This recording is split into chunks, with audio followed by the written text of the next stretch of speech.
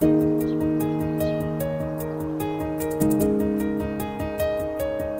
a number of years, France has been the world's top destination for travelling carp anglers.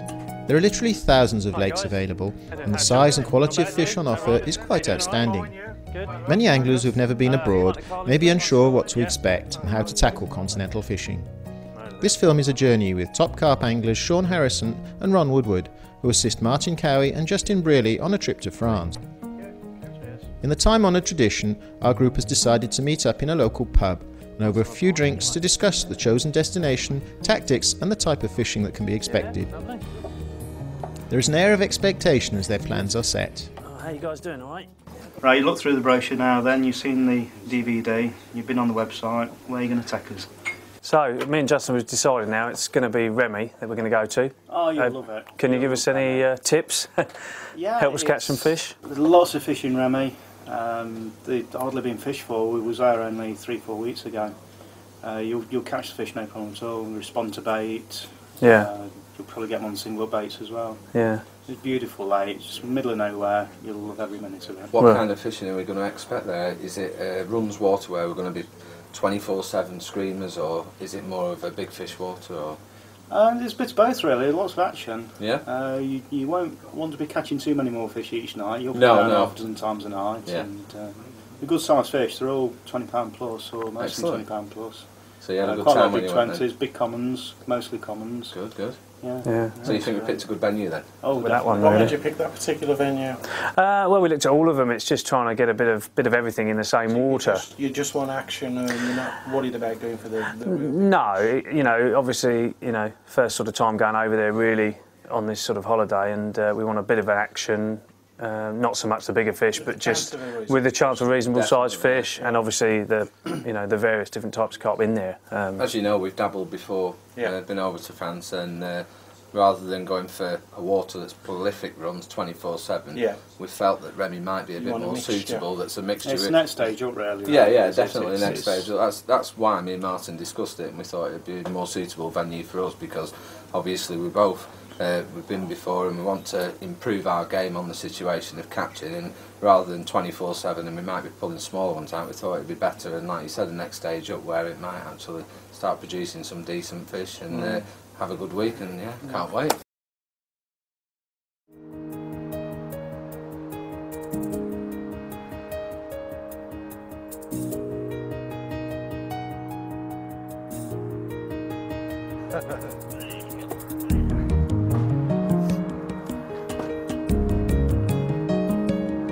Let's go and see what gear we're going to need offshore. Next morning, bright and early, the guys call in at the tackle shop, where Sean goes over some of the various items that they're likely to need in France. Generally speaking, regular UK carp tackle can easily be adapted to suit French fishing. Bye, Sean. All ready for France? I am. Yeah. Ready to do some hauling? Yeah, I'll tell you anything. Only if the wife says yes. Yeah? You better get on the phone. She's in control of all the money. Right, she's the bank. So I think we get 50% discount. No, that was yesterday. Oh, we yes, missed out. 75% today. Yeah, brilliant. Remy falls in line with a lot of the French lakes. There's barbless only rule on it. They don't allow shot leaders anyway, so line-wise, no snags in Remy. You get away with about £12. I'll cover you for most things. Right. No need to fish at long range. We've been there before, we're catching them all at 60, 70 yards. Just nice, comfortable fishing. So have you got any hooks or that we should be using to, going to France with? Have you got anything that you can advise? Yeah, there's lots of good barbless hooks about now. You've got like the SP Rangers, everything they do in their range is available in barbed or barbless. There's Nash Fang barbless, that's a very popular hook. As Ron said earlier, good big hooks. They seem quite big to what we use over here, but much bigger fish. The French fish tend to have larger mouths than the English fish. Are they a good strong hook as well? Yeah, they're both reliable hooks. And a hook link, you've got a lot of hook links here. Anything you recommend, or I see you've got the Christons here. Yeah, the Christon, they was like the first company out with all these things, and they still produce some of the best ones available. I favour £20–25 hook links, even from an English fishing. I don't like the finer braids with them cutting into the fish's mouths. A lot of the lakes over in France also have big cats as well. Right. So you obviously, if you go into the water it's going to hold big cats, you need to look at your hook link and make it something that's really quite abrasive resistant. Otherwise, while you're playing the cat, it'll just wear through on the teeth and you'll lose it. The normal sort of reel that we use in England is the standard Shimano bait runner. Yep. A little bit small really for French fishing. You get away on the smaller venues, but with using 12-15 pound line, your line diameter's quickly dropping down as you cast, makes the casting difficult. So you're much more suited, much better off with a tournament style reel. The sort of reel I use myself, I use the early version of it, but it's exactly the same size and everything. Right. You can pay a lot of money for these reels, or you can pick them up a lot more reasonable. Europe's biggest selling reel last year, big pit reel, was the Akuma there. Finally, the group are ready to set out, and the only remaining item to check over is the bait.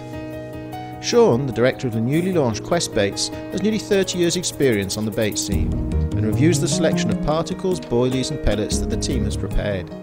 We've brought a sort of quite a vast variety of bait with us, Sean, because we don't obviously know what particularly might work and what will, so we sort of thought we'd bring a bit of everything, didn't we, from pellet to a sort of method mix, obviously boilies, some particles, tiger nuts and maize, to just sort of perhaps give it all a go, you know, at various stages to see what does catch. Yeah, it's always a big problem going to a venue for the first time, knowing what to take.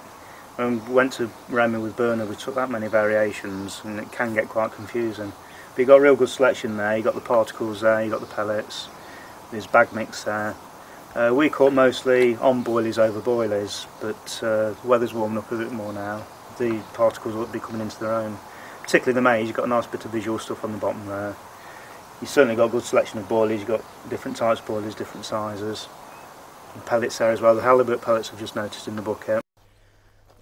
The guys start to load their van and prepare to head out on the journey down the M1 to Dover. Should we start getting loaded up? Yeah, let's get this done. Right, what do you want to go in first? The bait will be fine, yeah. Okay.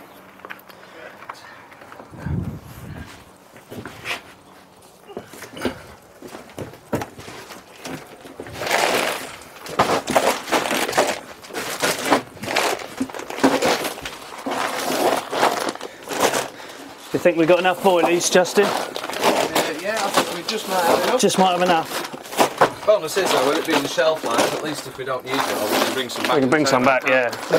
So the angles are pointing up. Yeah, yeah. Sorry? It's a pillow. That's my pillow. Home from home. Very good.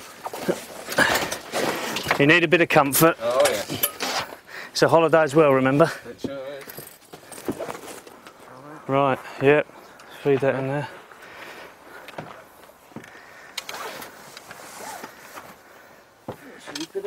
Right. We'll squeeze those then. Okay. All right. It'll cost you extra. Yeah. Okay there. Yeah. Brilliant. No worries. Okay, let's go then. Here we go then, mate. So we're sorted, enough fuel in the car and we're off. all full up. So how long do you think it's going to take us then? About 4 hours, I think. We'll be in Dover in about 4 hours. Yeah, about an hour before the boat. Always get the boat about an hour before, just in case. You never know if they're running late or running on time. So we've got a couple of hours on the crossing and getting off, and then probably about the same again at the other side. About another 4 hours, and we should be at the lake. Yeah, something like that. Right, here we go. Motorways are always a little bit boring, aren't they? Are you excited? Yeah, I can't wait, mate. Yeah, me too. It's just a travelling, isn't it? It's like 8 or 9 hours travelling. Yeah. I can't wait to get there, really. I'm sure it'll be worth it, mate. Yeah. I'm sure it will. It'll be good stuff. I think this time tomorrow we could be catching 40s in France. Yes. There's the sign, M1 South. There we go, M1 South. So this is here it. we come. Here we come, we're on the way. Let's do it.